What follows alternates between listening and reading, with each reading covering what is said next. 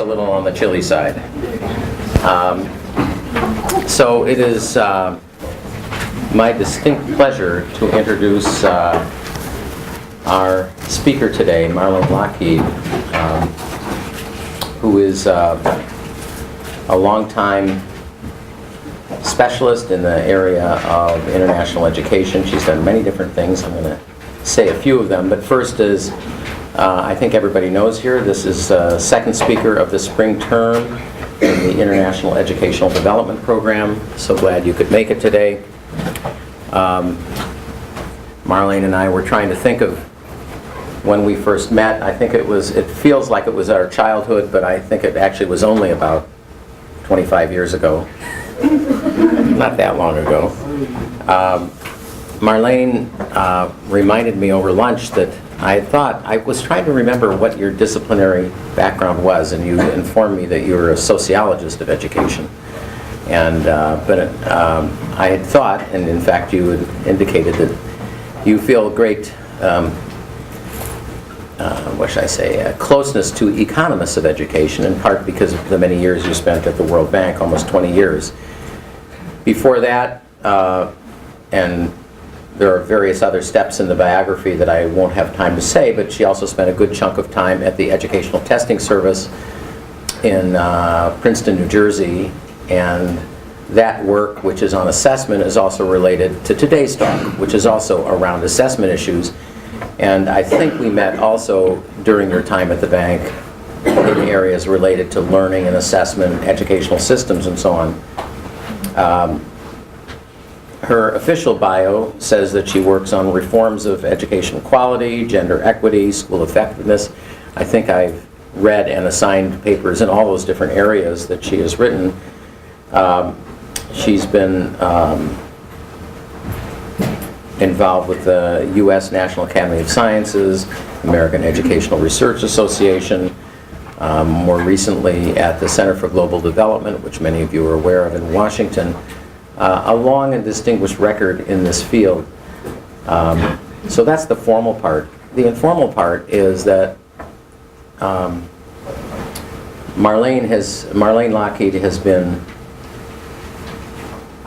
really at the center of discussions around quality of education in the world, both with governments, international agencies, and universities. She now teaches at the Woodrow Wilson School at Princeton. Has really been one of the key players in all of these issues. We, again, reminded me at lunch today that she had been to the original GEM 10 meeting, many of you are aware of, that set up the Education for All, the precursor to the SDGs. She was also at the Dakar meeting in the year 2000, and has been involved in most of the global discussions on education. For us here at the Graduate School of Education, this is to have an opportunity to meet somebody who's been involved in all of those discussions, and from not just to be involved in the discussions, but to be an analyst who knows the research behind the decisions taken at the policy level is really something quite, I think, extraordinary. And some of us were hearing over lunch the deep involvement she had over many years in India, as well as other countries in Asia and in other parts of the world as well. My own contact with her, I think, goes back, as I said, about 25 years, and I remember, I think it was my first contact with the World Bank. I think it was one of your early years there, and it was my first contact there. And I remember feeling, oh my God, I'm in the World Bank. What do I do now? And there was this friendly face. One needn't be scared. But I really wasn't sure. And I think for some of you who are on your way to becoming involved in serious professional work in the area of international education, many of you are thinking in those terms. It is such a pleasure to introduce a friendly face, one with a person with a very distinguished record, and who knows this field from in and out over really decades now. So let us give a hand to Marlaine Lockheed.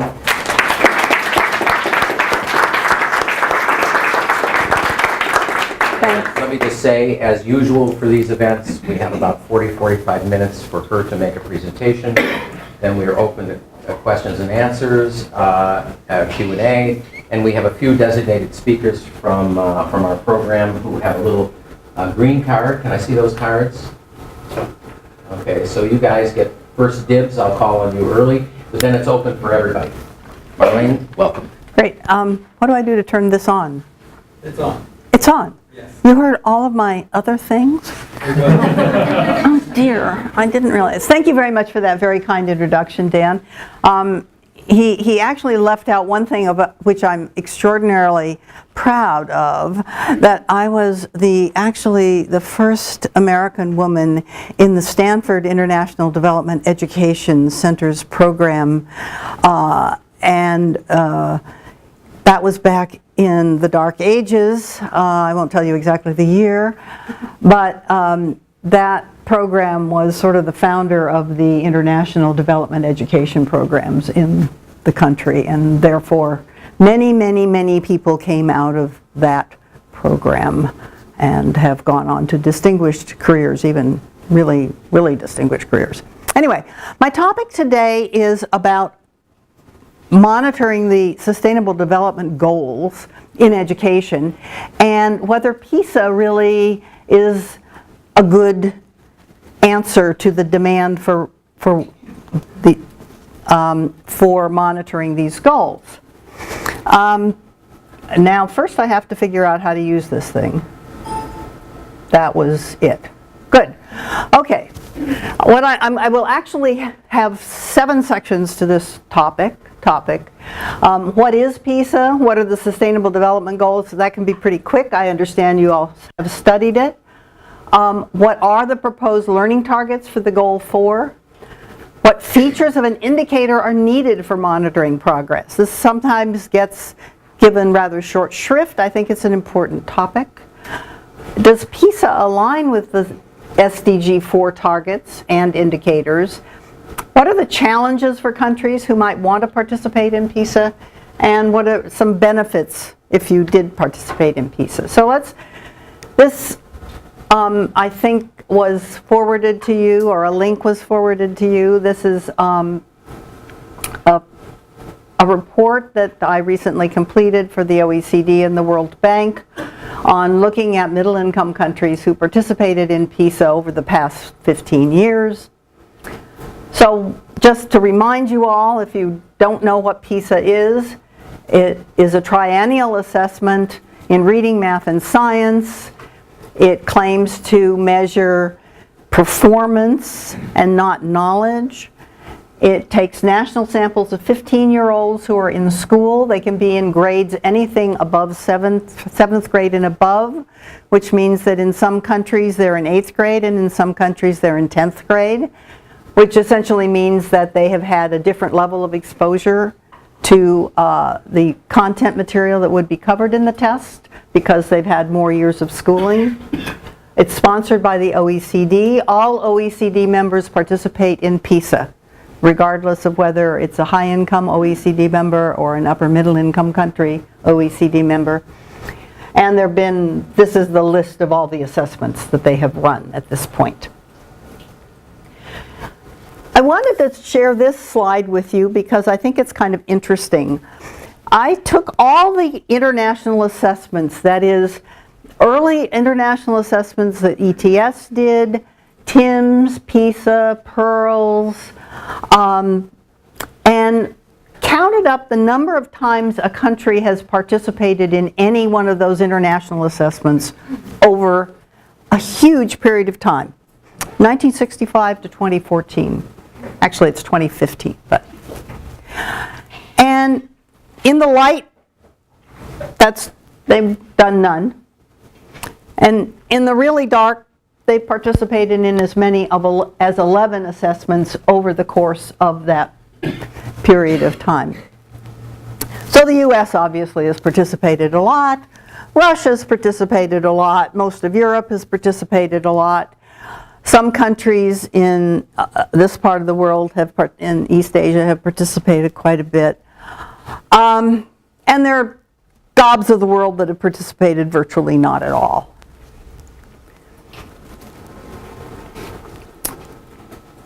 I did this the right way. Nope. I have to, okay. So in all, 115 countries have participated in one or more international, and I include in here the regional assessments like PASEC, SACMEC, and the regional assessments carried out in Latin America. This amounts to about half of all the countries with populations greater than 30,000. As you can see, going from 2003 to 2015, in general, more countries are participating. When you break it apart by income, you see the high-income countries are definitely participating more over time, so that about 50 of them participated in the last year or so.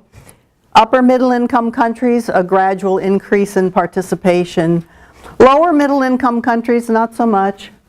And low income countries, forget about it. They're not participating at all. And many of these countries have also participated in PISA. No. Okay. So around 70 countries have participated in one or more cycle of PISA, including PISA 2015. And since all OECD countries participate, they get the 100% line at the top of the graph. The share of high income and upper middle income countries also increasing in PISA in both of these charts. But as you can see at the bottom of the chart, the low-income countries simply are not participating in PISA at any cycle, and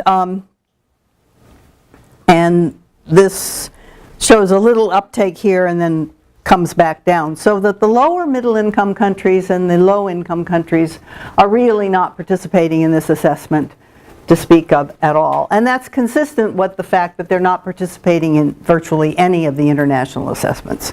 It's not just PISA, but it is any. In fact, only 4 countries at the lower end have ever participated at the time where they were classified as low income. Now, country income groups change over time, and over a period of time as long as this, country income groups change slightly around the edges. But Albania in 2000, Indonesia in 2003, the Kyrgyz Republic in 2006 and 2009, and 2 states in India are the only low-income countries or subnational units that have ever participated in PISA.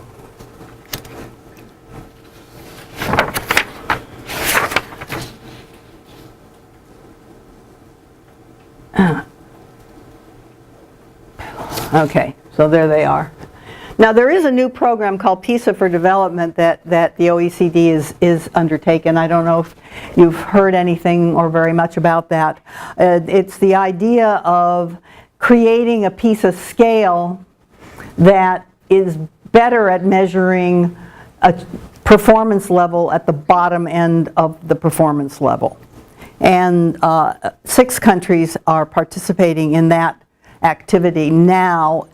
It's ongoing even as we speak. And the reason I keep clicking the wrong slide is it's totally unintuitive to me which direction to go. There. Okay. So in this slide also just gives you another way of looking at it. If you took all the participations, so you've got 215 countries, you have each country participated up to X number of times. There are 3 rounds, there are 6 rounds of PISA, so each country could get up to 6 participation points. And then you looked at all those participation points. What would you see? You would see that basically high-income countries and upper-middle-income countries have done all the participations. It's just, again, to point out that this low-income, it's just various ways of putting this material together. Okay. Taking it a slightly different way, if you look at the log odds of participation, taking the same participation data set, and you look at the odds of participating based upon several characteristics of a country. In particular, their region, their economic level of development, whether or not they had had a prior experience with another international assessment or a regional assessment or a national assessment. If you look at all the countries, well, the high-income countries just knock everybody out, obviously, and the upper-middle-income countries. If you take out the OECD countries, again, you still find that countries in the ECA, the Europe and Central Asia region of the world as defined by the World Bank, and the lower middle-income countries don't really participate. The odds are not high. But they are a little higher than the omitted category, which is the low-income countries. Upper middle income, about 15 times more likely to participate than the low-income countries. The high-income countries, again, in the 12 to 15 range, having participated in a previous international assessment bumps your odds of participating. Having participated in a prior regional assessment, like SACMEC, PASEC, or the LLECE assessment, doesn't do much for you. But if you have a national assessment, it increases your odds slightly for participation. So, stylized facts about PISA. The countries that participate are high and upper middle income. The content domains are math, science, and reading, and it's these 15-year-olds. So, yeah? Is there a cost for a country that participates in PISA? I will be very happy to talk about that in a moment. So what is the goal 4 of the SDGs? Just to remind you, this is the full text of goal 4 of the SDGs. Ensure inclusive and quality education for all and promote lifelong learning. It is written in the same kind of high language that these international goals are always written in, which means that you, why do I have a bug on my screen? That's what I would like to know. Who is that? I don't know who that is. Okay, now, these are the 6 targets. There are 7 targets. There are actually 10 targets, but they number the targets 1, 2, 3, 4, 5, 6, 7, or that is to say 4.1, 4.2, 4.3, that's a typo, 4.4, 4.7, and then there are 3 more targets, 4.7a, 4.7b, 4.7c. Those are all input targets. They have something to do about the quality of teaching and infrastructure and things. So of the 7 real targets, 6 of them actually look at knowledge or skills or something about quality as measured by a learning outcome. Okay? And relevant and effective learning outcomes, readiness for primary education, relevant technical vocational skills. I included the gender disparities because it applies to all of the outcomes, including the learning outcomes, basic literacy and numeracy, and knowledge and skills needed to promote sustainable development. I think this is the subtext of that is, at least let's make people stop denying climate change.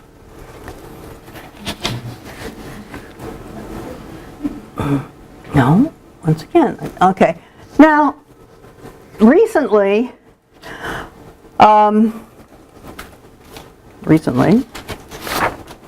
in October and November of 2015, UNESCO's Technical Advisory Group, called a TAG, and the Interagency and Expert Group on Sustainable Development Goal Indicators, called the IEDP.SDG,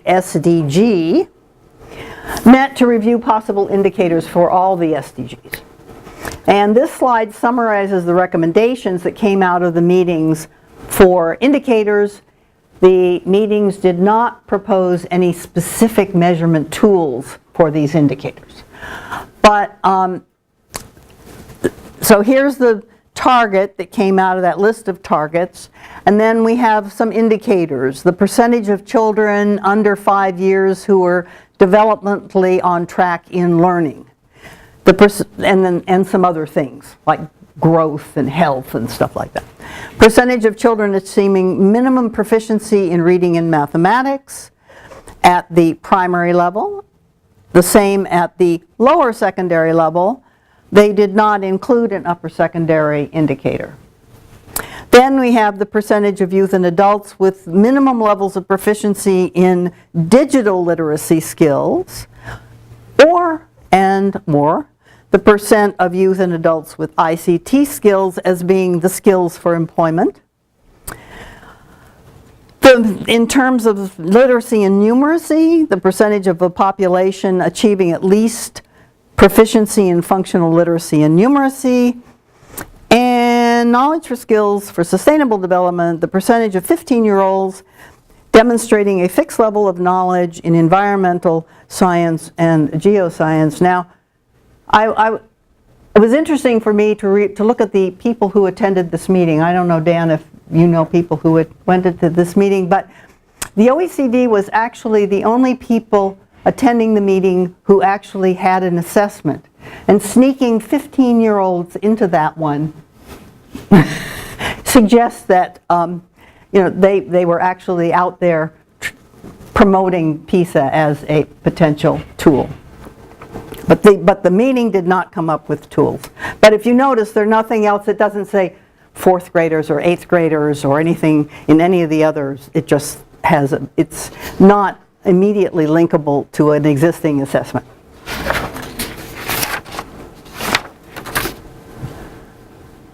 Ah, man. So I next turn to, that was just sort of this. I want to take a little aside here and pull out a little psychometrics here, just because I think it's interesting. When you talk about monitoring change, I mean, what comes to your mind? You're thinking about growth. You're thinking about measuring something with an inelastic yardstick. Something either, if the yardstick is elastic, you don't have a very good measurement, or if the meter stick is elastic, you don't have a very good measurement tool. So this is, if you want to measure change, don't change the measure, is a little phrase that has been used around psychometrics for a really long time. And it really means that the measurement tool you have has to be stable with respect to the content and cognitive domains, levels of difficulty, reliability, validity, fairness, target population, sampling strategy, how the test is administered, scored, reported. That these things have to be the same if you want to measure change on them. If you want to just do a cross-sectional survey and look at how things are in a static position, no problem. If you want to measure change, you've got to have these psychometric properties, and monitoring the SDGs requires you measure change, because that's what the whole point is, to see how you're progressing to a particular target.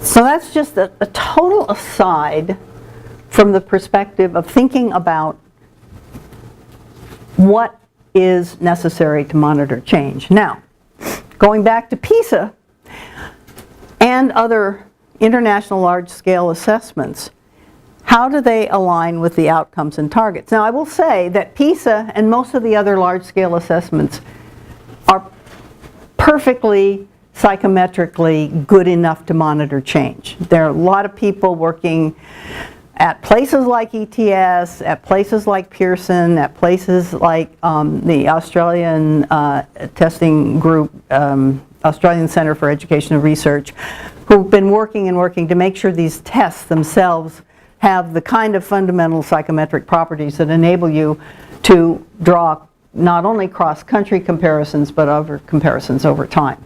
So all of these are more or less okay. I have reservations with some of them, but more or less okay.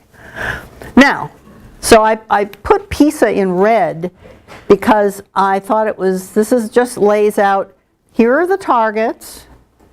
You've got this whole series of targets that come out of all these discussions and consensus around the globe. Here are the targets. And it's reading, math, and something about ICT or sustainable development. I mean, that. And as you can see, PISA itself does not line up with all of those targets by any stretch. It lines up with some. It certainly lines up with measuring reading and math proficiency at the end of lower secondary, if you assume that most 15-year-olds have completed lower secondary and stayed in school, because they might have not. And presumably this one, by having snuck in the 15-year-olds down here as a target, will align with the PISA test on environmental stuff. There's a part of the science domain. Okay? Everything else, forget it. They don't align at all. And I'm sure you're familiar with the early grade reading assessments for school learning readiness that align pretty well. Reading and math proficiency, the regional assessments align pretty well. The TIMS and PEARLs align pretty well. TIMS also is available at the end of lower secondary. There's another test called PIAC. I don't know if you're aware of that, but PIAC test is pretty good for aligning with that one, with the skills. And the functional literacy, there's quite a bit of different kinds of assessments that are oftentimes household-based, sometimes not, that actually measure, functional literacy. Okay, so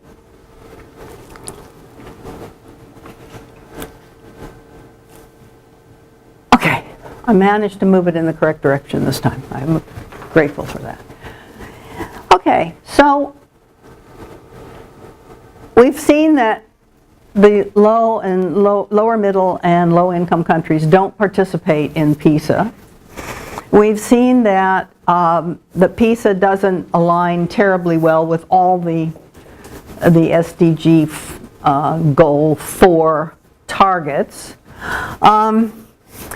In the study that we completed for OECD recently, we actually looked about some challenges. Why wouldn't middle-income countries, lower-middle-income countries, low-income countries want to participate in PISA? I mean, why would they, avoid it? And we sort of thought about 3 types of challenges.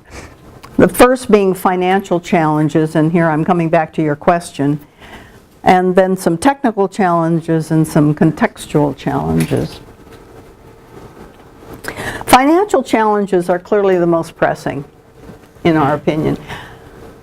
The main challenge is that of obtaining adequate and sustained financing for the units or agencies responsible for PISA.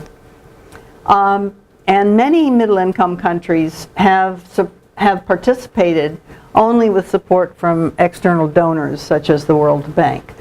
But the reality is the costs are very low, actually.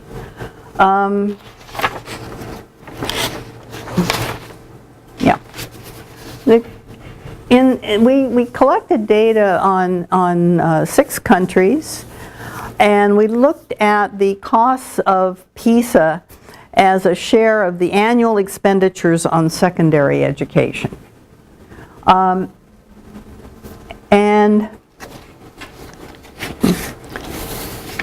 So the chart represents these costs, and they typically amount to less than 1/10% of a 1/10 of 1%, not 1/10 of a percent, 1/10 of 1% of a country's annual expenditures on secondary education.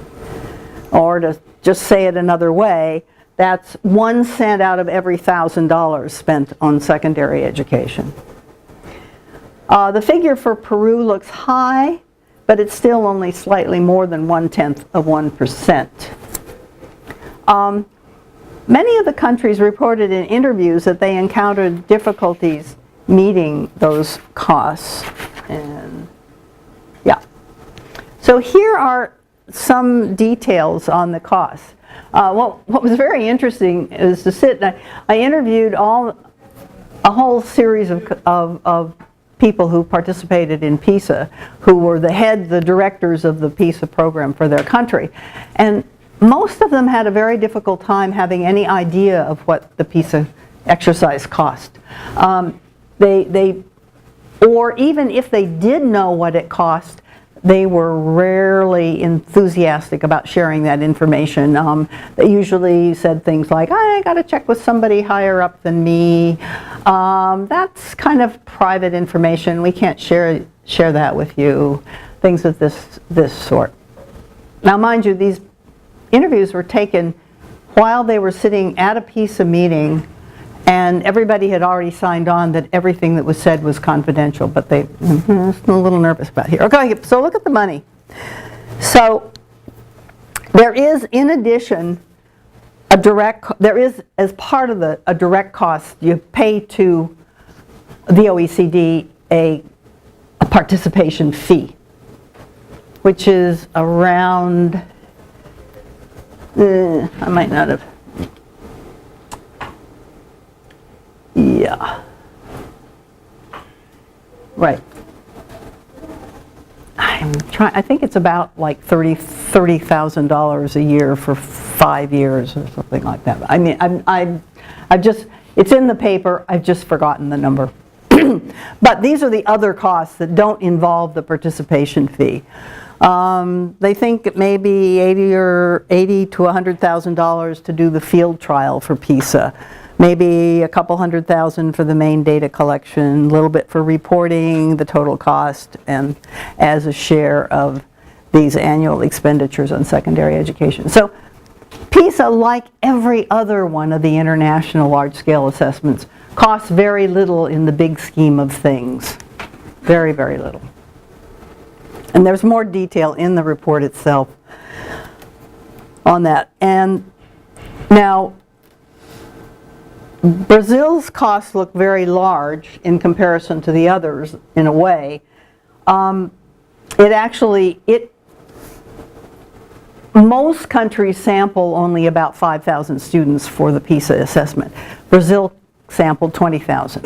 So that just drives up the cost because they're just doing it for so many more students.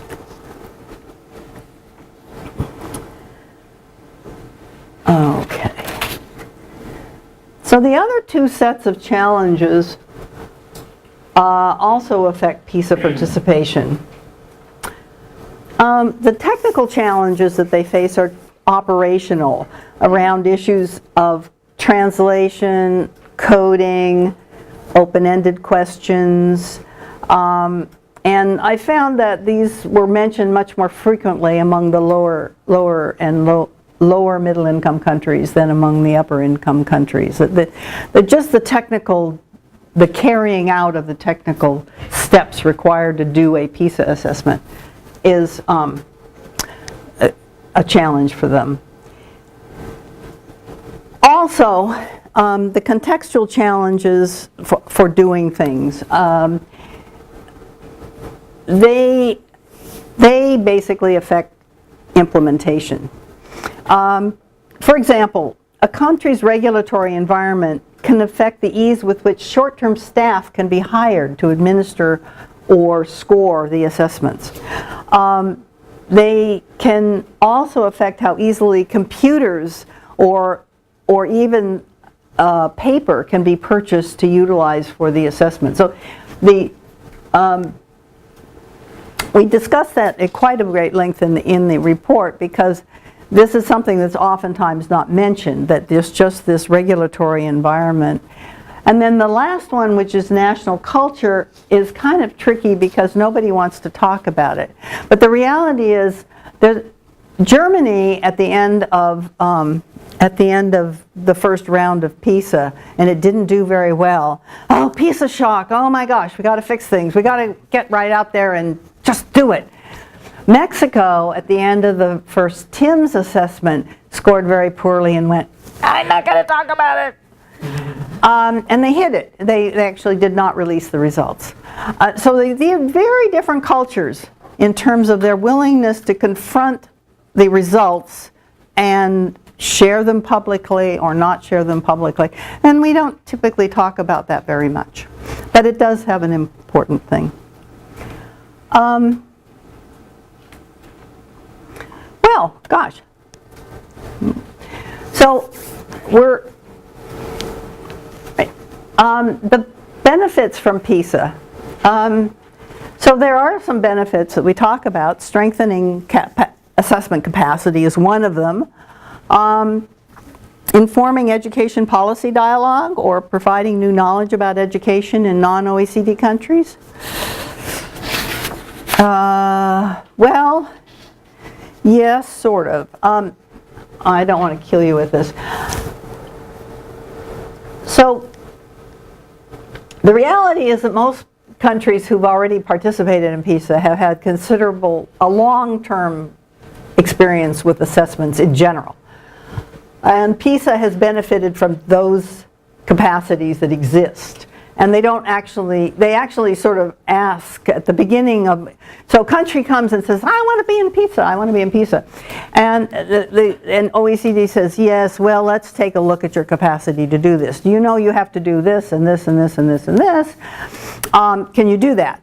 And if the country says, actually, no, we can't do that. So that's it. And if the country says, yes, we can do that, then they move forward. And that means that essentially the countries that have participated already have quite a bit of existing capacity. But with countries with less capacity, PISA does, oops, I do want to go back to here.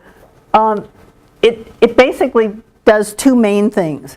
It explains what standardization is all about and how it has to be, what you have to do to get standardization. And it trains for a lot of those tasks. I mean, much of the existing PISA process is on-the-job training, so to speak. And the third area here is, what about informing education policy in non-OECD countries? Well, first of all, most of the research in this is interesting. Okay.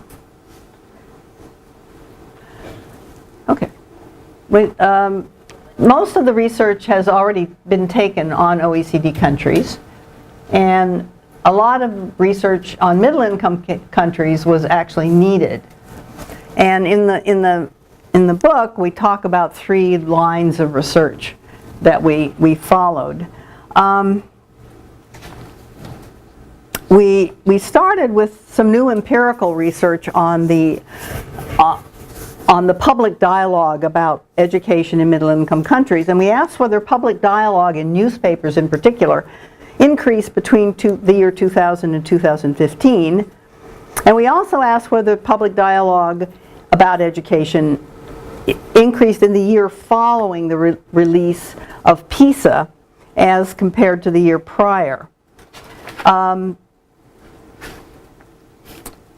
And then we also looked at how PISA was used with partners. So in our original research, we took a lot of academic literature. We developed about 75 terms that were education policy terms. We then translated those terms into 9 languages covering 5 scripts, leading to about 750 searched items.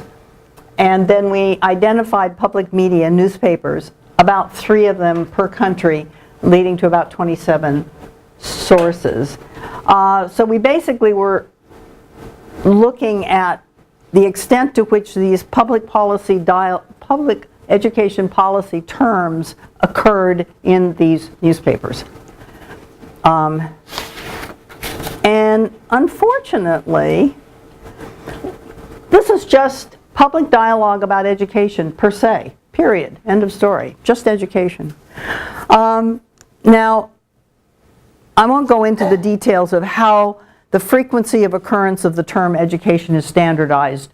It's standardized within each country, so you cannot compare across countries. Just let me make that point. So it doesn't mean that these countries talked more than these countries. It has to do with the standardization methodology. But basically what we see over time is a fairly high and consistent level of talking about education in Colombia, Bulgaria, and Brazil, dropping a bit at that point. A steady increase of talking about education in Turkey. Interestingly enough, that's round about the time when some education reforms related to the Islamicization of the public education system in Turkey took place. And then in these two countries, Indonesia and Jordan, a pretty flat level of discussion about education over time. This is just about education, nothing to say about PISA, just education. We looked at a couple things. Now, PISA prides itself on talking about the proficiency, student proficiency, their proficiency levels, 1 to 6 proficiency levels within PISA. And there's science proficiency, reading proficiency, and so on, math proficiency. So in this slide, we look at just one country, Jordan, and 3 publications, and this is just the frequency of science proficiency. Well, you can see it goes up and down and up and down. The question is, does it go up and down and up and down somehow related to PISA? Well, there's some rise and some fall of the term related to PISA. That is to say, in each PISA cycle, the 2007, 2006, 2009, and 2012 PISA cycle, there you could see a little uptick in these 2 publications, nothing there, a little uptick in all of these publications, and not much there. So you wouldn't walk away saying clearly an uptick in discussion of science proficiency related to the PISA cycles. Here's another one, equality of opportunity in Turkey.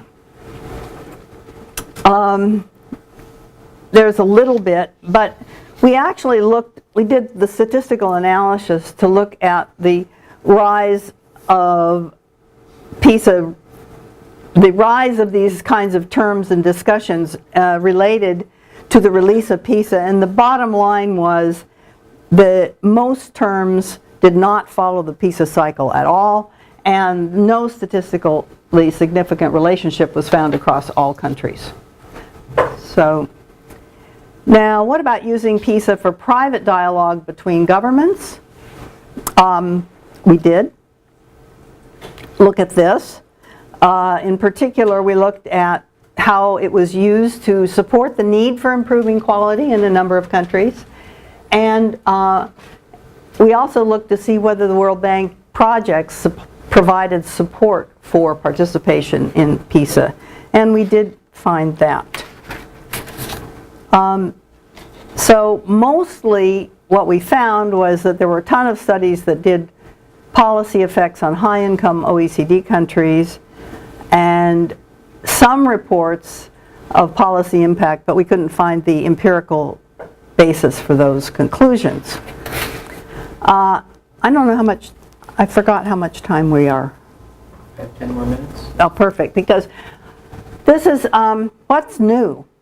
Well, we did a lot of analysis of the PISA 2012 data on mathematics only, starting with some multi-level analyses, a Oaxaca blinder decomposition of the private school effect, and an analysis of odds of being in a disadvantaged school.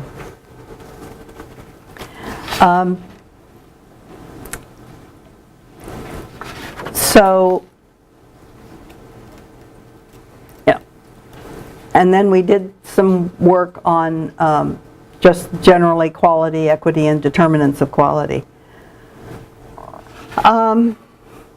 What we found overall is that the overall quality of education in the developing world in many of these middle-income countries was much lower than that of most OECD countries. This is no surprise. I'm sure you all know that. But what was sort of shocking was the high share of students who failed to reach even the basic level of minimum competency. We also found that there was much greater variance between schools in both performance and student socioeconomic background in these countries as compared with OECD countries, and that mostly the socioeconomic status of students in the schools explained most of the between-school variance, and that the effectiveness of various inputs enormously varied across countries. In particular, so this is sort of what it looks like. Here we have the OECD average for the share of students scoring at level 1, which is the absolute minimum level. The share of students scoring at level 1 or below in OECD countries is about 22%. Vietnam, by the way, scores very high on the PISA 2012. It's also worthwhile noting that it's been estimated that only about 56% of the 15-year-olds are actually in school at the time, and therefore it may be a matter of selection effects on who happens to be in school as opposed to an accurate description of all 15-year-olds. However, but what we see is, so here's the OECD average, 22% more or less. And as you get out to, I hate to say this, here's Peru, Indonesia, Colombia, Tunisia, Jordan, Brazil. You're getting well over 60% of the students are scoring at or below the lowest level on the PISA test. Now, OECD is totally aware of this. I mean, they're very much aware of it. And one thing the PISA for Development project is itself doing is building a version of PISA that extends the discriminatory capacity of the tool itself downward so that it can measure change at that level. Because right now, you can't measure change at that level. Let's see. This also shows that middle-income countries, there's more academic segregation and social segregations in OECD countries on average. This is the between-school variance in performance.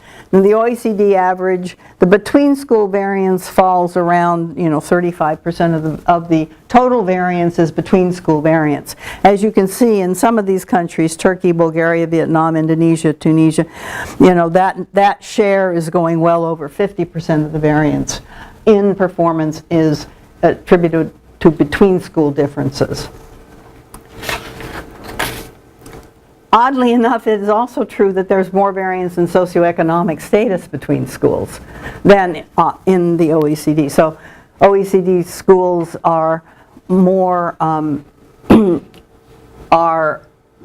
heterogeneous than the middle-income country schools, which are more homogeneous with respect to socioeconomic status.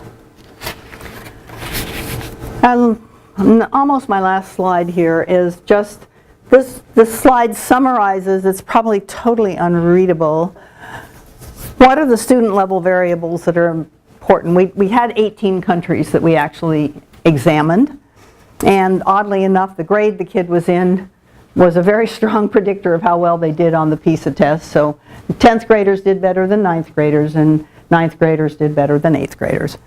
The socioeconomic background, which is measured by the OECD's ESCS indicator, explained achievement in 17 countries, gender differences in 17 countries, whether the kid had repeated a grade in 15 countries, whether they had gone to preschool in 11 countries, the language of the home language in 8 countries, and whether the kid was in a vocational track in 6 countries.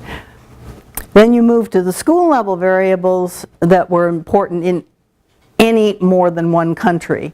SES background, learning time, positive disciplinary climate, private schools, student absenteeism, school size, percent of girls in school, infrastructure. Oddly enough, better educational resources were only important in 3 countries, which was kind of disappointing. I'm a real strong proponent of getting more educational resources, and it was disappointing to see it didn't make any difference in most countries. And then the school level variables that were absolutely not important. That means they didn't show up in any of these surveys. And it's interesting because there's some things that we really care about, like teacher absenteeism didn't make a difference. Maybe it's a bad measure. Teacher shortages, the percentage of teachers with professional development, school policies on selecting and grouping students, school governance, assessment, and accountability policies. Lots of things were very popular to talk about, had no effect at all as regards to a correlation with the learning outcomes of the kids in the schools. Oaxaca blinder decomposition is really cool. But anyway, it basically says you've got a gap between public and private schools. Why? And this is what it does. It says why. In Argentina, it's kids' background and what's pink, and grade differences. In Brazil, it's kids' background, grade differences, and what's blue. Background again. What's that? Ah, that's the social class composition of the school as opposed to the individual. And in Thailand, oddly enough, it's unexplained. We can't figure out why there's a public-private difference between. But it just is another tool that you can apply to looking at a question like, why are private schools different than public schools? And it helps you explain that. Yeah? Is that specific for public versus private, or can you use that for like rural, urban as well? Absolutely. You can use it for rural, urban as well. It's just a cool tool. I'm sorry, I'm kind of geeky that way. It's used by economists all the time for labor market studies, but it's not often applied in the education field. Okay. I'm not familiar. Is it Yeah, an you see? option, or is it a? No, it's not really an option, but in the actual, if you look at the chapter in the book, it gives you the full references to the, and the Oaxaca blinder, the blinder of Oaxaca blinder is Alan Blinder. You may have heard of him, or not, depending. Anyway, so, and then the final thing that I thought was a kind of a cool thing to do with this was to look at whether disadvantaged students had lower odds of attending advantaged schools. A little explanation here. So we have a measure of whether or not the school has sufficient instructional materials, and we can look at 3 groups of kids. The kids who are in the 10th percentile, that is the bottom of the social class distribution for their country, the average, and the advantaged kids, the kids who are up at the top. So this is not the 1% versus the 90%, it's the 10% versus the top 10% versus the bottom 10%. And in various countries, it turned out that there was a very distinct odds, higher odds of advantaged kids being in schools with more instructional materials. But you know, the disadvantaged kids were also in schools that were disadvantaged with respect to instructional materials. And that was sort of something nobody had ever done with the PISA data up to this point. And it was pretty, in the other countries, that was not. So Bulgaria, Colombia, Indonesia, Mexico, and Vietnam were the countries for which this actually made a big difference. And in Colombia, it's huge, as you can see, the gap there in terms of the probability, the odds of being in a school with sufficient instructional materials is just really a lot higher if you're an advantaged kid than if you're not. But it's higher pretty much everywhere else too. So those are some cool things to do with that. So to wrap up, so is PISA the answer for monitoring the SDGs? Well, fundamentally, I think it could be interesting for monitoring that lower secondary reading and math performance. and obviously the 15-year-old sustainable development knowledge. But it would be very unuseful for monitoring all the other SDGs. That, just to remind you again, this is what it's useful for, what it might not be useful for. It's a partial answer, and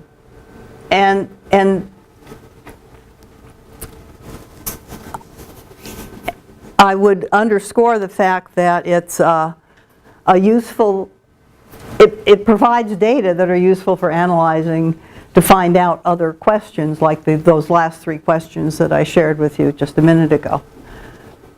And I thank you. Thanks.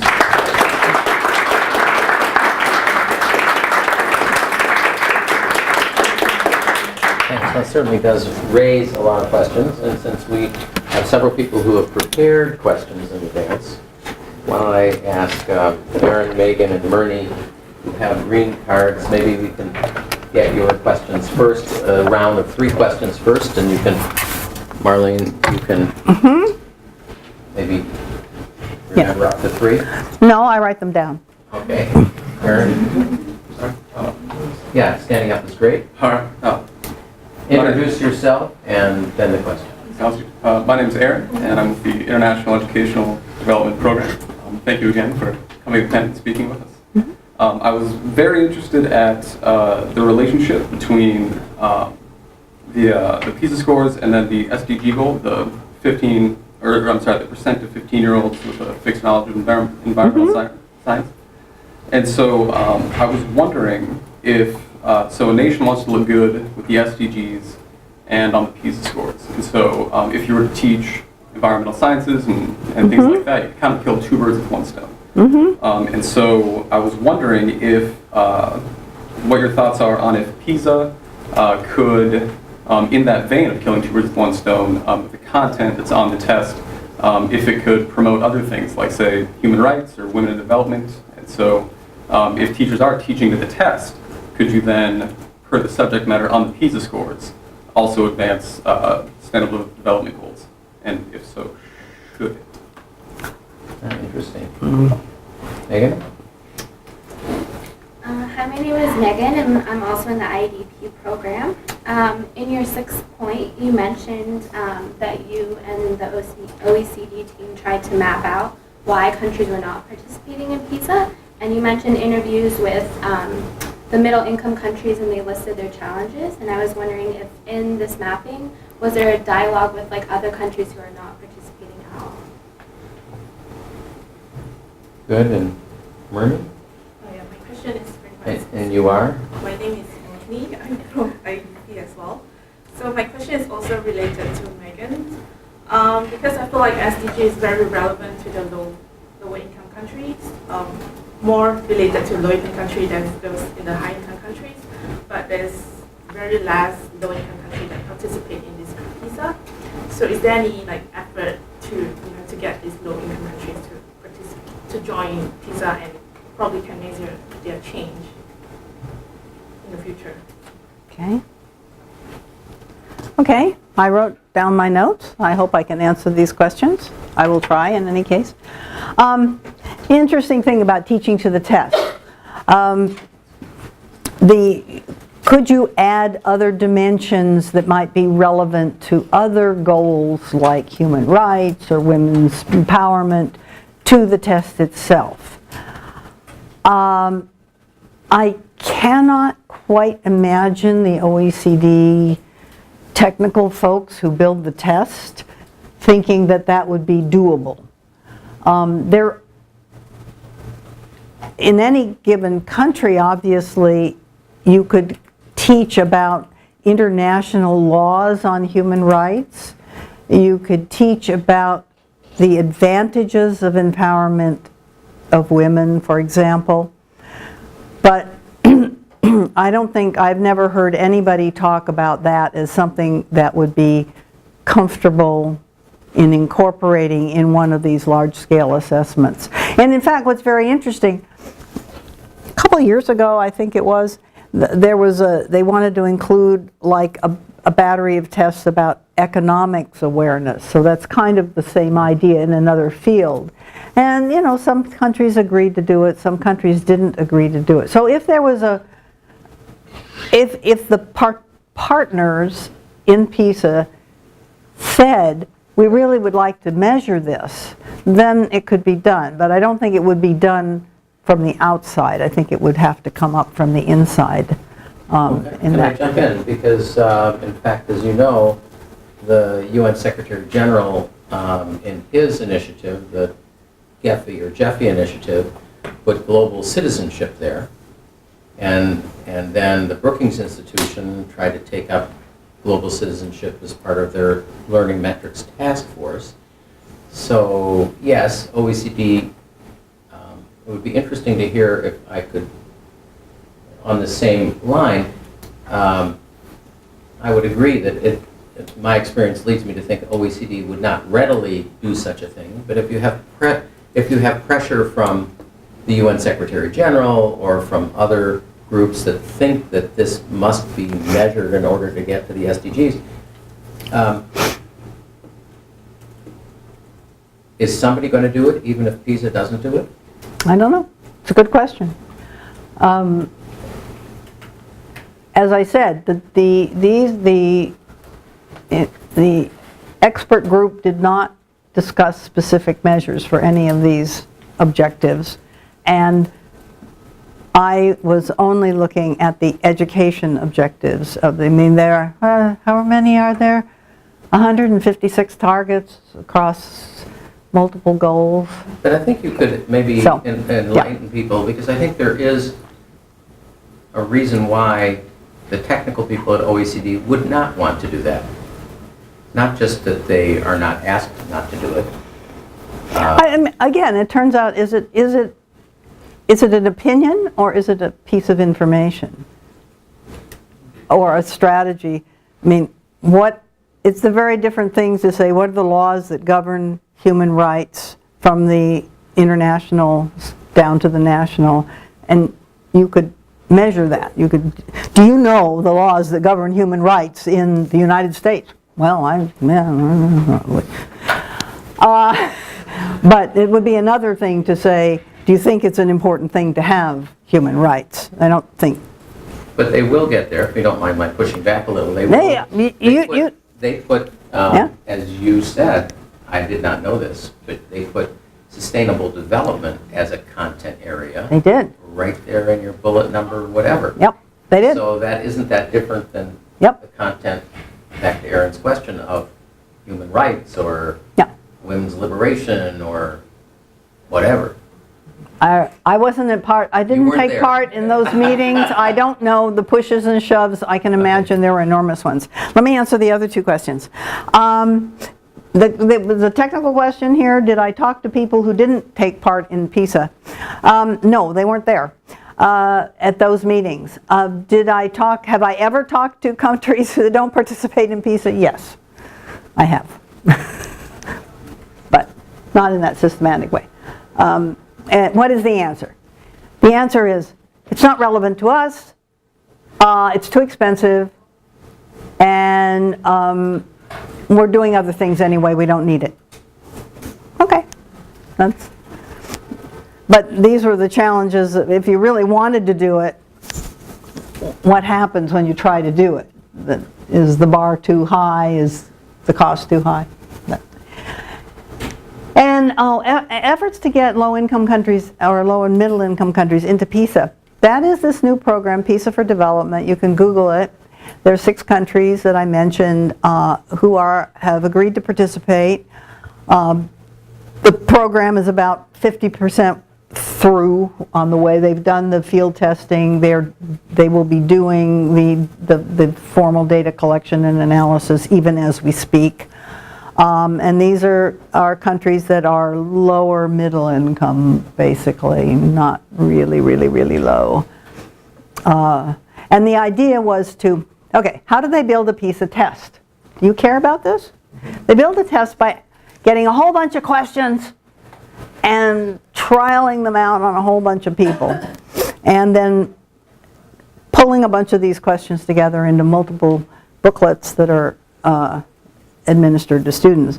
What they're trying to do is to use the same group of questions, but put more of them that can measure the lower, that are easier, that include more easier questions, but basically starting from the same base of the questions that have been pre-used on PISA itself. You will go online and you will not be able to download the PISA questions or the PISA questionnaire. You will be able to get the questionnaires about the school questionnaire or the family background questionnaires. You will not be able to get the test questions. That's because if you got them, they would be worthless anymore. And it costs a lot of money to make those questions. Do you do you have any insights already on how you think it will sort out this new PISA for the lower income countries, the PISA for development, the pros and cons, or any ideas about the challenges and opportunities you can Well, share? At the end of the day, I mean, the interesting thing is that OECD has determined that the existing PISA isn't quite good enough for those types of countries and is willing to change. I think that we have to simply wait and see how it sorts itself out.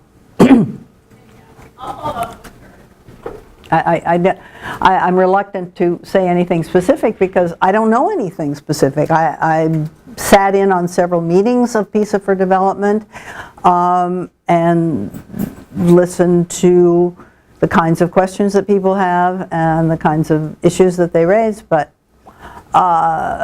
we won't really know until they do the full trial and we have the answers. Let me be more specific because it's come up in some of our classes here that PISA, since its core development was undertaken basically from the wealthier countries of the world and has been extending out and now even extending out further, whether the contents and the skills being assessed, even if you get measures that are reliable, may not be as valid as the cultures diverge further from those of the core OECD set of values,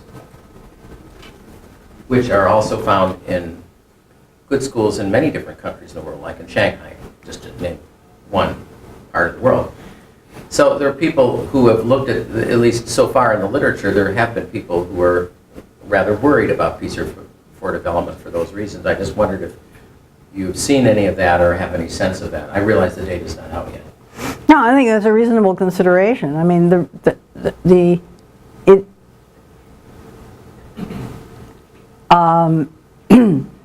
I think that at the end of the day, I suspect that math skills and capabilities are pretty useful no matter where you live because everybody deals with money in some way or other. Mostly everybody deals with money. So there's a little compromise. Probably reading is probably universally valued because reading is something that everybody uses to get more knowledge on other stuff. You start adding beyond that and you start getting into dicier areas. Now, there's been a big debate about whether you cover the curriculum per se or whether you try to define skills that are kind of curriculum independent. When you actually get down and look at the questions from these two different approaches, they don't really look that different, but people debate that as being something that's terribly debatable. Whether, you know, we should have a measure of gross national happiness, as Bhutan does, or measure other things.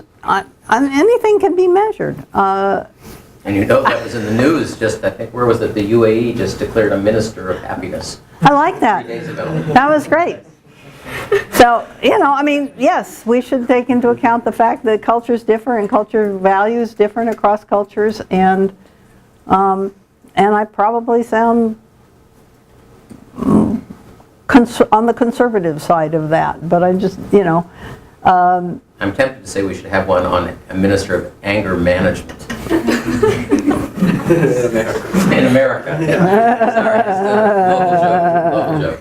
Very funny. You had a third question, I think? No, that was Or is the it- effort, that was all three. Okay, Yeah, good. your question. All right, so we have Athena and Tyler. Two more questions. Two more, and then it's open. Okay. So Tyler. Hello, my name is Tyler. I'm from IEDP.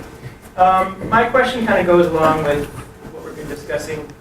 Specifically, I was wondering how schools or students, or testers are chosen within these countries, and how it would be done in low-income countries. Is it the government's choosing, and kind of what kind of problems can be associated with that?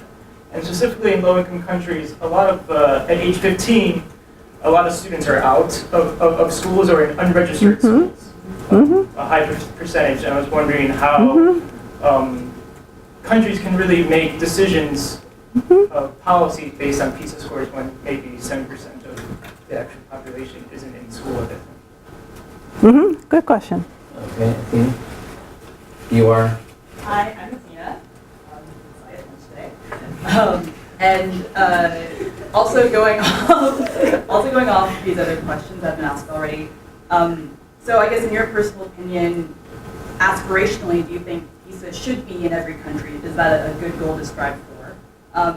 And if we're moving towards having PISA in more countries, how do you convince the ones on the lower end of the totem pole, so to speak, with the test results that this test is really about progress and change as opposed to just showing what they probably already know, which is that they're not going to do as well as the higher income countries? Great. Okay. Yes, on sampling. Sampling is, for virtually all of these large-scale international assessments, you have a multi-stage random sample procedure that is managed very, very carefully, but from lists of authorized schools. You don't include the schools under a tree that have no authorization. So it's a list of authorized schools, and you will have a sampling that will sample perhaps within subnational units. Brazil, for example, samples subnational units so they can report out on different states, or just a sampling usually inversely with respect to the size of the school, so that you get a weighting issue, so that the weighting can be done correctly. And then you sample within the schools. You'll get a list of the 15-year-olds and do a random sampling of the 15-year-olds within the school. This is actually done using specially designed sampling software. And the countries don't sample their own schools. It's done by a contractor through OECD. So actually it's Westat does the sampling. Good old Westat. Good old Westat, yes. Okay, so that was the sampling question. And then the out-of-school kids, this is a really big issue for PISA. Basically, worldwide, most kids get to 4th grade. So if you're working with TIMS at the 4th grade level, you're going to mostly get everybody. 15-year-olds are another story, particularly 15-year-old girls are another story in a lot of countries. And up until this point in time, all that OECD has done is simply report out the share of kids who are estimated not to be in school at age 15. Like I mentioned, for Vietnam, 56% are in school. That's 40 some odd that are out. PISA for Development has an aspirational goal of testing kids in their home without regard to whether or not they're in school. That has been a subject of considerable dialogue, and I do not know where it currently stands at this moment.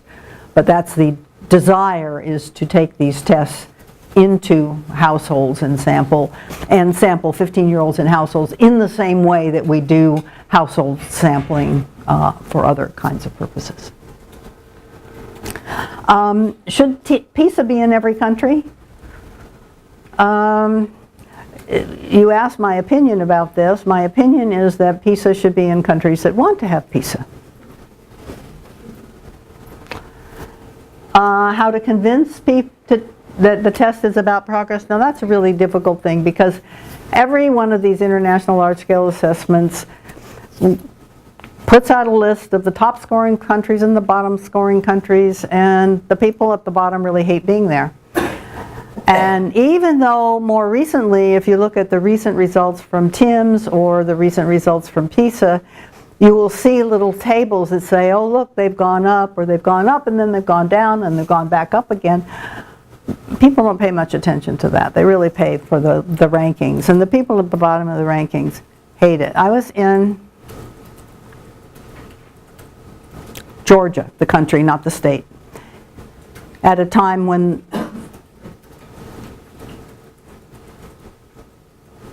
TIMSS results came out.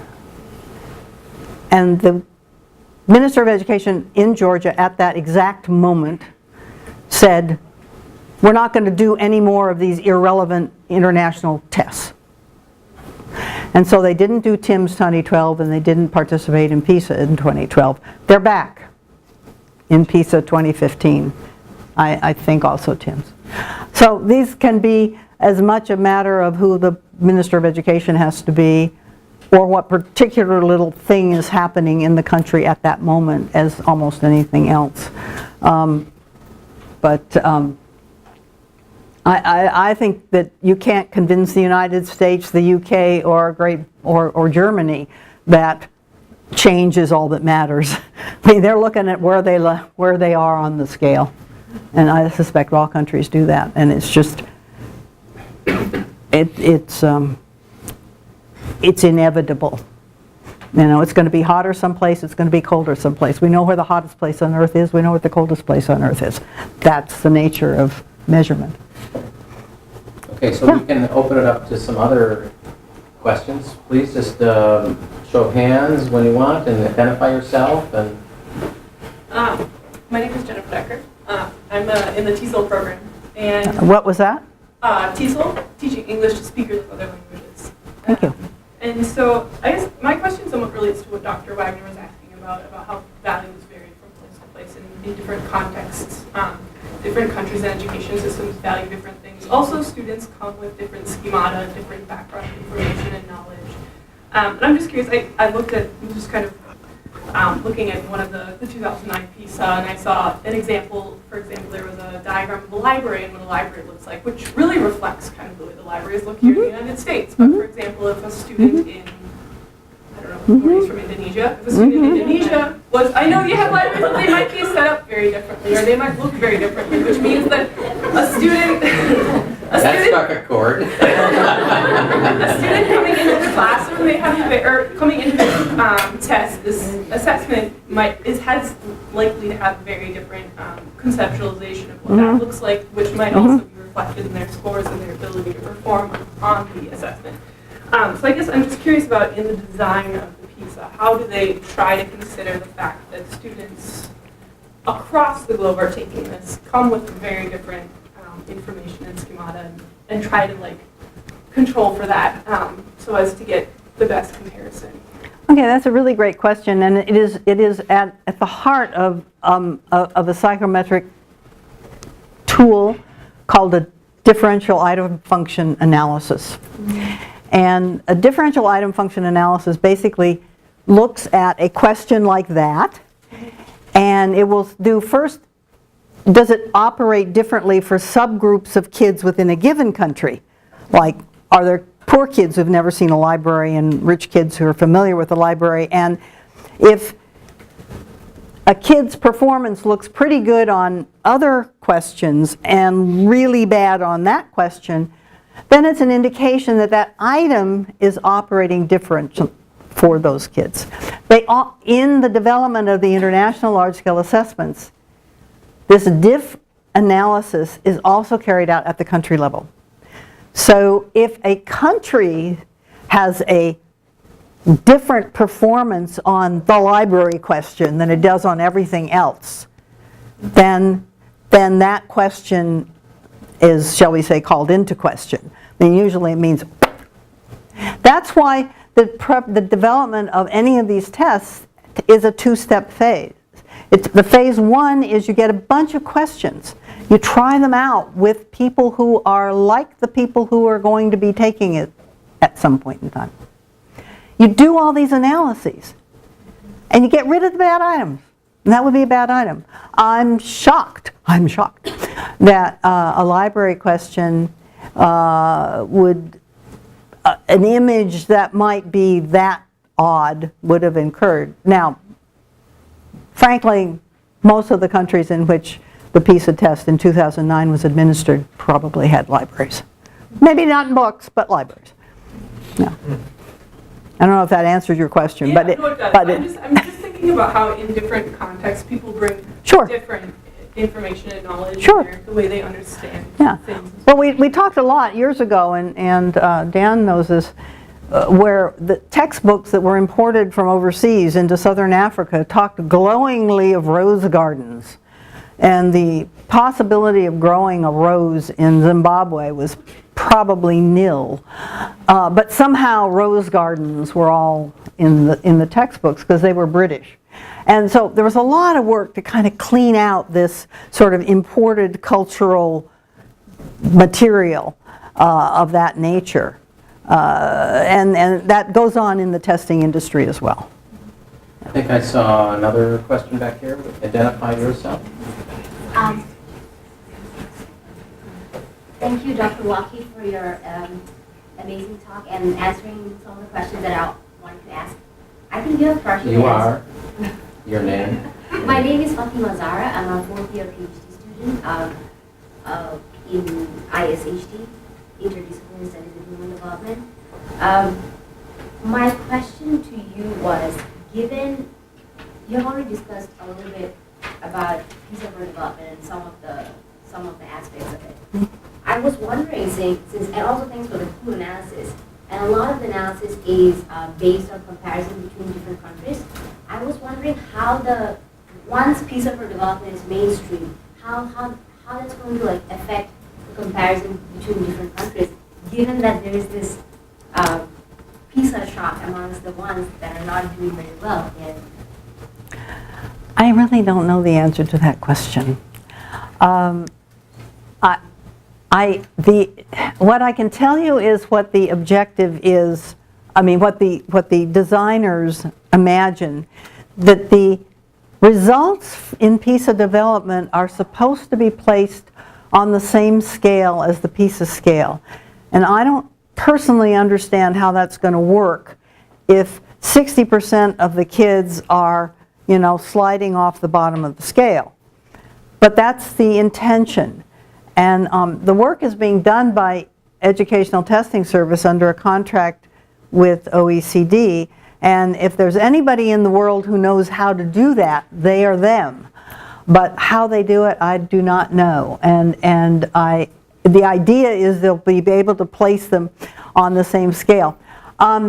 One of the little remarks that occasionally, if you are reading in these large-scale international survey reports, you may see something that says that too few respondents, that the guessing level on the test was so high that scores could not be estimated reliably. So I think that the objective in one way is to reduce that guessingness. When a kid is staring at this thing and is going A, B, A, B, A, B, A, B, C, blah, blah, blah, blah, it doesn't tell you anything. So the idea is to make the test itself so that it can be answered so that a score can be accurately and reliably estimated. How they're going to do that is something beyond my level of capability to describe. In the back?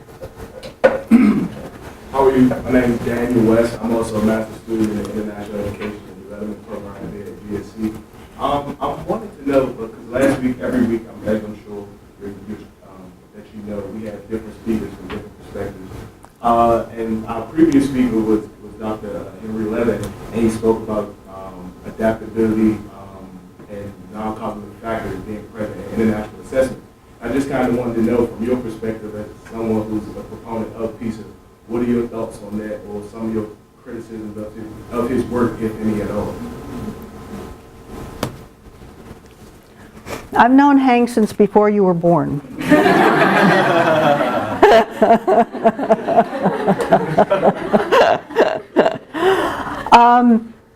I think the idea of including non-cognitive factors is fine. We were talking about this. I mean, whether it's good for the, I mean, we have lots of non-cognitive factors already on the PISA test. By the way, I'm not a proponent of PISA per se. I am a proponent of assessment.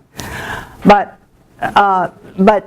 there are lots of non-cognitive items. There's self-esteem questions. There's a whole battery of... Now there's even more in the last few years, yeah. Yeah, I mean, particularly in the last, I mean, the data set for the 2015 won't be out till the end of 2016, so we can't really say anything about it, but the 2012 has lots and lots of student self-reports about their capabilities and their self-perceptions and their, there's a whole section about resiliency in students, and so the test, the surveys, there's the cognitive surveys, then there's the student reports, the self-reports on many, many dimensions, and then there's a school questionnaire as well. So all of those kinds of things, those non-cognitive factors are there. They're just not treated in the same way as the cognitive factors are. They're usually treated as explanatory variables, with the cognitive factors being the outcome variables, but you could analyze, these are cross-sectional studies, you could analyze determinants of some of the non-cognitive aspects as well from the test. So I think they're there, and they probably are growing. Well, I think Professor Levin's talk said he thought that, relatively speaking, too much emphasis has been placed on the cognitive side. This from the guy who has a Ph.D. from Harvard. I don't know. Is that also bad? No, it just suggests that, it suggests he did pretty well on his SATs. Okay, yes. Introduce yourself. Hi, my name is Kathleen. I'm also in IEDP. And the report that we were given to read before today's talk suggested that OECD should analyze results after aggregating for region and income of the countries in order to compare more similar countries. And I'm wondering if this was done, if it will lead to better conversations about education policy reform rather than just reporting results. Yeah, since I made that recommendation, I'm definitely in favor of it. Yeah, I mean, basically, if you notice, if you read the OECD reports, the reports, and there are 6 volumes on PISA 2012 that have been published. Everything is made reference, all the reference indicators are referenced to the OECD average. And that to me is nice, it's OECD, but they're not paying for this. The countries are paying for it. So other kinds of averages, when in the World Bank, we oftentimes, if you look at the World Bank reports, you will have country level information and aggregates by geographical region, aggregates by country level of development. And OECD has not done that in the past to differentiate a little bit. So to say, okay, I did 300 on this, but gosh, 300 for all the other poor countries is pretty good. They only did 250. So just making your reference point more relevant to the particular countries as the participation grows, if the participation grows to an additional number of countries. We'll take a couple more questions. One and then 2. And I have a question I'm going to... Was there another question back there? Oh. Well, I don't know how to choose. You guys decide. Go ahead. Stuart. Okay. Your name? Yeah, I'm Stuart. I'm also in the IEDP program.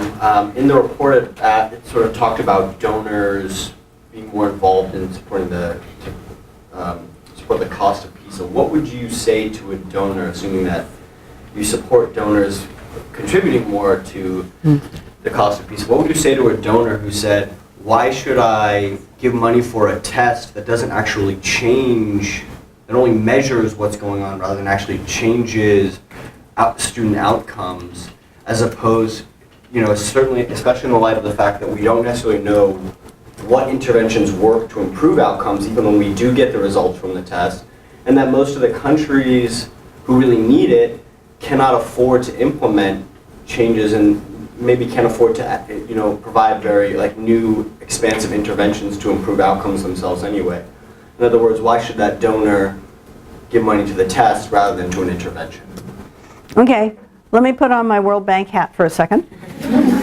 My World Bank hat says one of the big drawbacks of what the World Bank has been investing in basic education, secondary education, higher education over the past 50 years is that we have very few measures of impact on what kids learn. And therefore, if I am being asked by country A, please extend my teacher training program, please supply computers to my schools, please deworm the kids. India is just doing finally deworming of all of its kids. I can't believe it. They're all getting dewormed today. Did you know that? Millions of kids in India are getting dewormed today. Well, we've been advocating deworming in the developing world since, I don't know, 1970 probably. Anyway, my point here is only that we, as donors, and donors in this case aren't the guys who send $3 to Bernie. These are the big international development banks. And the donors are sitting there being asked, please give us money to do X, Y, and Z. Well, we've seen over the past decades that a lot of that money doesn't get to X, Y, and Z. It goes into somebody's pocket, or it gets, I don't know where it goes, honestly. It's depressing. And the bank has investigated this a lot. So now the donors are saying, well, show me that it makes a difference. Now, the risk on that is it turns these absolutely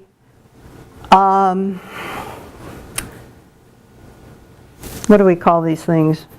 They're low stakes tests. These are absolutely low stakes tests. The kids don't get accepted into a college on the basis of them. The teachers don't get paid on the basis of them. But you turn the country into getting money on the basis of them, and they turn into high stakes tests. So you don't want to kind of do that. But you do want to measure if we give you, your country, money to build a bunch of new schools and to train a bunch of new teachers and blah, blah, blah, blah, blah. We would like to see that something happened in terms of their learning outcomes. And national assessments are very good at doing that, but they don't tell you whether they reach any international standard. And as we have seen in the United States, states can have very different definitions of high performance. And what is high performance in, I'm not calling out any state in particular, but let's say Georgia, the state, might not be the same as high performance in, let's say, Massachusetts, the state. So we also would like to have a measure that is not as flexible as that. So donors want countries to participate so that they can at least get a sense about whether what they've provided to the country makes a difference. Okay, Shoni, go ahead. You are? So you mentioned earlier that you were not a proponent of PISA, but you were a proponent of assessments. And so if an educator from a low-income country approached you, and you were in personal capacity, not that in the organization, and said that I have a couple of options in front of me, so either A, I can go for PISA, or I can go for a national sanitized assessment and do it in total capacity, or maybe go for citizen-led assessments, what would your personal recommendation be and why? It's a great question, actually, because that's a real true question. It comes back to one thing. One thing is these things don't cost that actually very big amount of money, and there are lots of reasons why money shouldn't be an object, even in a poor country. I wouldn't necessarily recommend PISA for India until it gets a really huge share of its 15-year-olds still in school, for example. I think the ACER tests are very nice, the citizen-led tests. They're very simple. They have 4 little questions, essentially, and But, you know, certainly they're very, very good at identifying sharp problems in early reading and numeracy. There's no question about that. And I think that, you know, when we went into India with the test in the state of Uttar Pradesh in probably 1992 or 3, we tested these kids and all the kids failed the test. And we took it back to the village elders and the teachers and said, you know, these are like 4th and 5th grade kids and they can't read and they can't. And all they wanted to do was blame the test. They did not want to actually hear that the kids weren't learning. And I think what ACER has done is to open people's ears. This has been an enormously successful thing of that nature. Fortunately, it's really cheap. And so it can be done, and I don't know to what extent it'll show a lot of progress because it's a very limited tool itself. I was always very sad that India didn't want to participate in TIMSS. India puts a lot of importance on math and science, and that's what TIMSS measures. You know, at the end of the day, India has always wanted to go their own way and do it their own way, and this is just another area in which that is the case, and that's fine, you know. The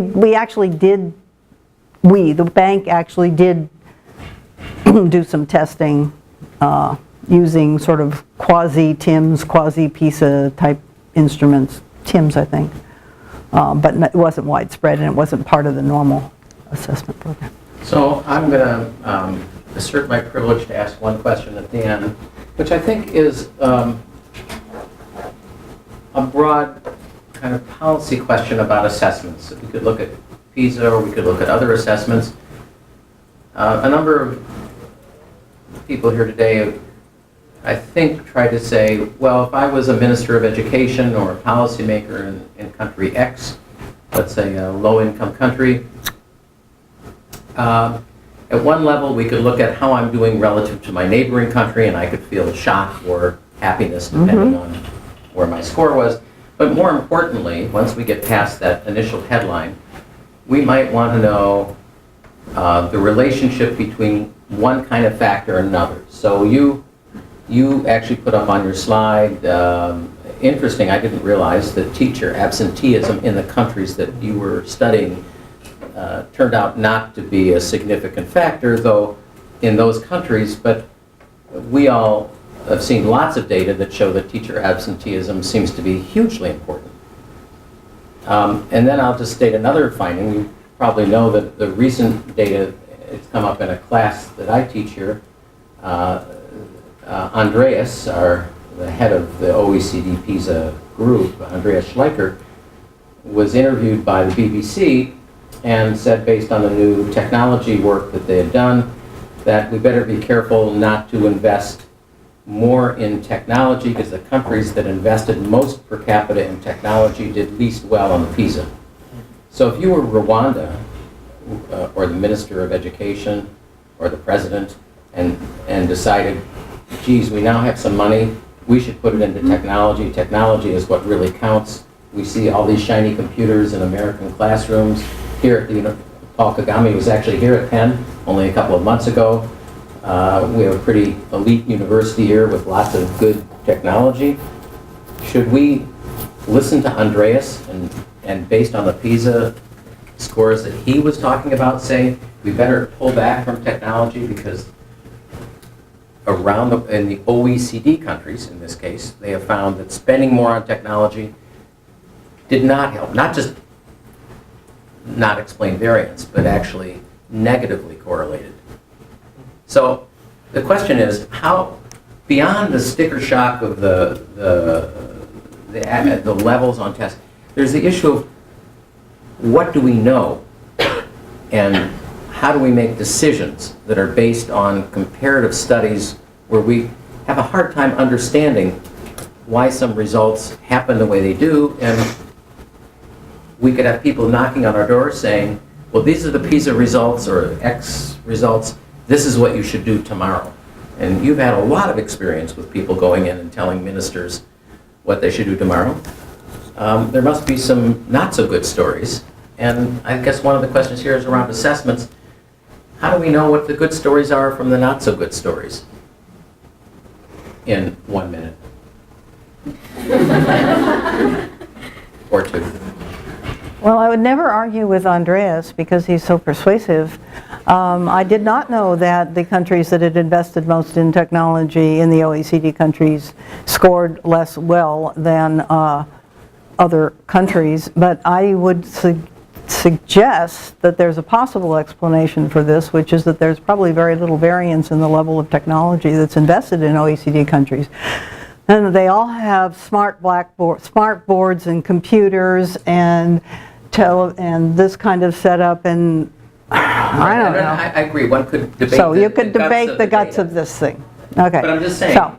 So then, when you hear a soundbite like that, Yeah. if you're a minister in Rwanda, or Yeah. how do you deal with findings that don't seem to fit your country,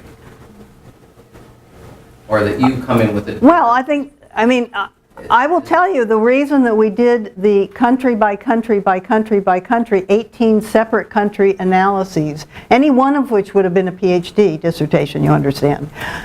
18 of these was to show that there were very few of the variables that are incorporated in that particular data set that are systematically correlated with kids' math achievement in all these countries. And there were differences. I mean, there were a whole bunch of things that didn't matter anywhere. There are things that mattered in some countries and not in other countries. I mean, the essential thing is to analyze your own country. And the essential thing is to get the variables that make sense in your own country. And that's where I think a lot more attention needs to be paid in the explanatory variables rather than fussing about what the outcome measure is. The outcome measures, I think, at the moment, there's widespread general belief that literacy and numeracy are really kind of important everywhere. And there are other things that are also important, but you can start there and say, what works in my country to boost literacy? And that's, to me, the question. It's not, what worked in Finland? Yeah, it's Finland, or Norway. Everybody should be like Norway. They're industrious, hardworking people who have a huge, long coastline and freezing winters. This really applies to Zambia. It doesn't. Well, that's great. Actually, it fits very well with some of the things we say around here. Anyway, one other thing we say around here is thank you very much. Really appreciate it.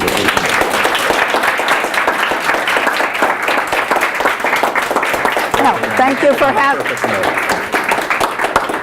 So.